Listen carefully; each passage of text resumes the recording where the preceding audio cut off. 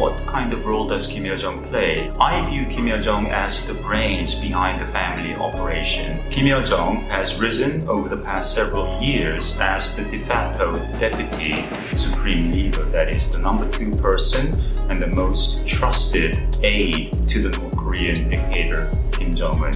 The North Korean dictator's sister is the only woman with considerable power in the nation that has explicitly issued threats of preemptive nuclear strike. She was the good cop to her bad cop brother in 2018 when she visited South Korea wearing a sunny disposition. But as of 2020, she's assumed the role of even worse cop to her brother's bad cop. Watch out, she's for real. She's not just a young woman smiling and saying pleasant things, but the co-crime boss, the number 2 of one of the most despotic regimes in the world. Can you tell me, who do you think is the most dangerous person in North Korea, and where do you think Kim Yo-jong would sit within that list? The North Korean dictator's sister, Kim Yo-jong, is the only woman with considerable power in the nation that has explicitly issued threats of preemptive nuclear strike against their peaceful neighbor, South Korea. Kim Yo-jong has risen over the past several years as the de facto deputy supreme leader, that is, the number 2 person and the most trusted aide to the North Korean dictator Kim Jong-un. When I watch North Korean videos, documentaries, and see the 2 siblings interacting, there is genuine affection and a high level of trust between Kim Jong-un and his sister. And for Kim Jong-un to give permission to his sister to issue now some 50 written statements since the onset of COVID in early 2020, many of them are very rude and threatening. And for Kim to allow his sister to issue even threats of preemptive nuclear strike, starting a nuclear war, perhaps, that is an anomaly, and it is an alarming development, all the more because of the 9 de facto nuclear weapons possessing states in the world today, North Korea stands alone as basically unchecked. There is no systematic constraint on the dynasty, on the ruling class, that is the Kim family. So North Korea is more at ease with mass killing, if necessary, than, say, democratic powers that possess nuclear weapons like the United Kingdom or the United States or France. North Korea has shown little to no regard for human life, including the lives of their own people. So it's an alarming situation, a concerning development that we have this duo, the brother and the sister, who are threatening a nuclear war quite often in recent months against South Korea. And although the possibility of a preemptive nuclear strike against South Korea by the North is relatively low, we cannot rule it out. You spoke a little bit in your book about how there's a sort of a bad cop, worse cop dynamic going on. And I'm curious to know, do you think that she is sort of instinctively more hostile than her brother, Kim Yo-jong?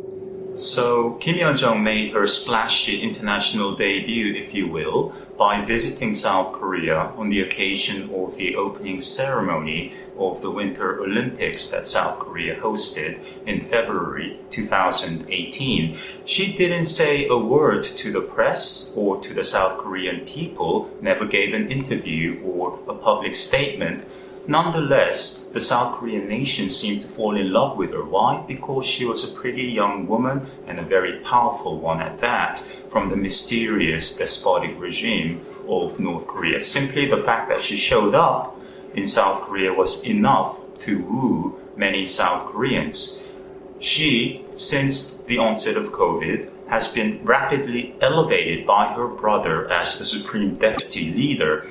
And I don't think that's a coincidence. You know, Kim Jong-un has never faced an existential threat until COVID. That is, in North Korea, there has never been an open rebellion or even a protest worthy of the name, so there's been no internal threat to the regime.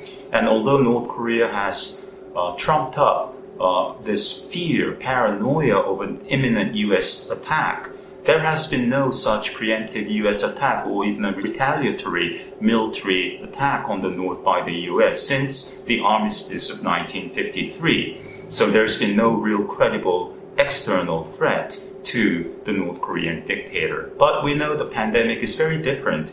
It can, unlike other threats, kill both princes and paupers alike. Of course, people with wealth and political power have better access to healthcare and information, so they are better protected. But we've seen celebrities, even the former Prime Minister of the United Kingdom, come close to serious illness with COVID. So we know Kim Jong-un is not in optimal health, and I think the reason that Kim Yo-jong, his sister, started to issue written statements in her own name as of March 3rd, 2020, this is not a coincidence. Kim Jong-un was effectively taking out a life insurance for himself by rapidly elevating his sister's position, just in case something happened to him.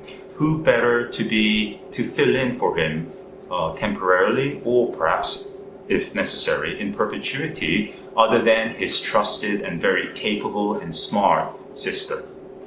I'm curious to know, obviously you talked about her signing statements in her own name. Do you think that she's just basically doing what Kim Jong-un has told her to do, or do you think perhaps she has a freer hand to, I suppose, come up with matters of policy than other members of the Kim regime might?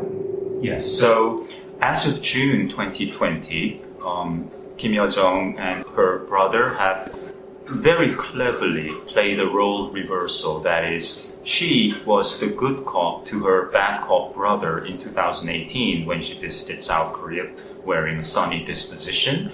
But as of 2020, she's assumed the role of even the worst cop to her brother's bad cop. How? Well, on June 13th, Kim Yo-jong issued a statement and emphasized that her authority is derived from comrade chairman, meaning, of course, her brother, the party, and the state. And she issued two threats. First, that this useless, quote-unquote, useless North Korea-South Korea joint liaison building that stood just a mile or 2 or 5 miles across the border in North Korean territory, built and maintained entirely with South Korean taxpayer money. She said, soon you'll see this building destroyed. And indeed, 3 days later, demolished it was in broad daylight on June 16th, 2020. In her June 13th statement, 3 days before, she also issued the threat soon that she will deploy her nation's troops, soldiers, into the inter-Korean border region. There was heightened tension, and about 10 days later, Kim Jong-un dramatically announced, "We will suspend that plan for now." Thus, Kim Jong-un came across as the more restrained, the more reasonable individual to his bellicose sister. I say this is a very clever role reversal because there will come a time, as there always has in the past, when North Korea reverts dramatically to a post-provocation peace ploy, that is a fake charm offensive. And most likely Kim Yo-jong will be the face of that sunny disposition charm offensive. And she is an unprecedented weapon in the North Korean diplomatic toolbox. Why? Because she is a powerful young woman. And we've never seen a member of the North Korean royal family, a female figure who's been so outspoken, who's been so out there, who's played such an enormous role in governance. If Kim Yo-jong, say a year or two from now, reaches out to the United States, whoever is in the White House then, and says, let's meet, let me visit the White House and discuss peace talks, perhaps a visit by my brother to the United States or a visit by the US President to North Korea, it will be exceedingly difficult for the US leader to say no thank you and turn their back on Kim Yo-jong because she is a young, powerful woman, thus coming across as the party less interested in peace than North Korea, the more petulant party. So politically, it will be, I think, almost impossible to say no. And when Kim Yo-jong visits, there will be world news, 24 hours. And I fear that the pervasive tendency in many men and women, may I say, to underestimate, to patronize young, smart women and wanting to think that she's saying all these pleasing, reasonable things, perhaps in part due to my own intelligence and charisma, that I've somehow positively influenced her, that perhaps I can mold her, guide her, that she, rather than her brother, is more malleable. All these fantasies, I fear, favor only North Korea. So watch out, she's for real. She's not just a young woman smiling and saying pleasant things one day, but the co-crime boss, the number 2 of one of the most despotic regimes in the world, she has an agenda. One of the things that obviously happened over the course of you writing your book was Kim Joo-ae being brought out onto the world stage, and there are a lot of people now saying that she would be the heir presumptive, but one of the points that you made within your book that was quite interesting was that obviously it'll be a number of years yet before she's probably ready to assume some sort of mantle of leadership. In the meantime, if something were to happen to Kim Jong-un, presumably then it would be his sister who would step up as regent. And I'm curious to know, how likely do you think something like that is? Are we talking a dim and distant prospect here? Or could we really see within, the span of the next 10 to 15 years, Kim Yo-jong ascending to being the primary source of authority within North Korea? With respect to your question, what kind of role does Kim Yo-jong play? Is she mere administrator? Is she real the main or the deputy policymaker? I view Kim Yo-jong as the brains behind the family operation, and the basis for that speculation is that when the two lived in Switzerland from about 1996 to early 2001, Kim Yo-jong was very studious. She was a good student. She speaks English very well. I've heard from at least 2 Americans who have come face-to-face in contact with her and even held hours-long meetings with her and her brother. Whereas the brother does not speak a word of English, he does not speak German. He was a poor student, often skipped class, didn't go to school at all. So she is smart. She's demonstrated that she is bold and also very clever over the years. So with respect to North Korea's dictator frequently showcasing his very cute-looking daughter, and the father and the daughter exhibiting affection, love for each other, often like touching the other's face. All this is choreographed. You see, North Korea is arguably the most highly choreographed theater state in the world. Nothing just happens on a whim, spontaneously. And Kim Yo-jong has been the de facto head of North Korea's very powerful propaganda and agitation department since 2012, officially since 2014, but really since 2012. She is the nation's chief censor. She is the censor-in-chief. She is the propaganda queen of North Korea. So when you choreograph these scenes, the father looking like a loving dad or even husband, and the cute-looking daughter, showing affection for her father, it's a wholesome family ensemble that favors North Korea. What I mean by that is the following. North Korea is playing a psychological game vis-a-vis the US and its allies by frequently showing the little girl in public. How? It creates the impression in Washington, hey, denuclearizing North Korea is really hard, virtually impossible. Look, Kim Jong-un obviously is a cruel dictator, but he obviously loves his daughter. Maybe he's even a family man. He cares for his family, obviously. He wouldn't start a nuclear war, would he? He would not be crazy enough to start a nuclear war. So maybe, just maybe, we'll just have to resign ourselves to living with a nuclear North Korea, that is, accepting North Korea as a de facto nuclear weapons possessing state. Furthermore, Kim Jong-un is also sending a message to either Mr. Biden or Mr. Trump, whoever is the leader next year in 2025, that, hey, my nukes are here to stay. We are a dynasty, whereas you, gentlemen, you'll be forgotten in 5 years from now. My power, my nukes will be handed down to my next generation, to whomever I anoint as the next leader. So we have all the time in the world. And that kind of implicit message creates apprehension, tension, anxiety in Washington and other capitals around the world. And lastly, let me ask our viewers, what would be the effect if Kim Jong-un, instead of showcasing his daughter, went around showcasing his son? We don't know that if Kim Jong-un has a son. There have been some speculations. He probably does. But the effect, in my view, would be quite different. Most of us would take a more negative view of the father going to public events with his 10 or 12-year-old boy. That is, we would be prone to saying, oh, look at that crazy regime. They're preparing for a third father-to-son succession. They'll never change. Whereas today, looking at the father-daughter ensemble, we are more prone to thinking in, political drama, soap opera terms. Will we ever see the rise of a female supreme leader in North Korea?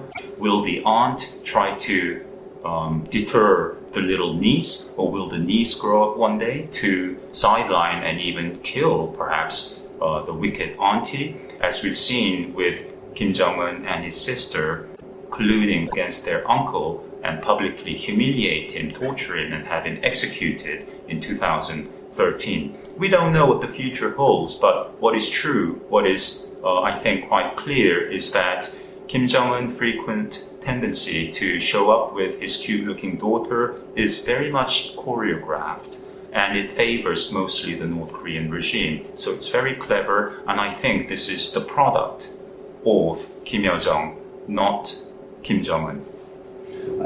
If I may, if it were to be the case that Kim Yo-jong ended up being the regent of North Korea and sort of ruling instead of Kim Ji-wei, do you think North Korea would at that moment become a more dangerous or a less dangerous nation with her brother out of the way? Yes. North Korea, as we know, is a heavily male-dominated, chauvinistic society, as all Confucian cultures have been in the past and in varying degrees remain today.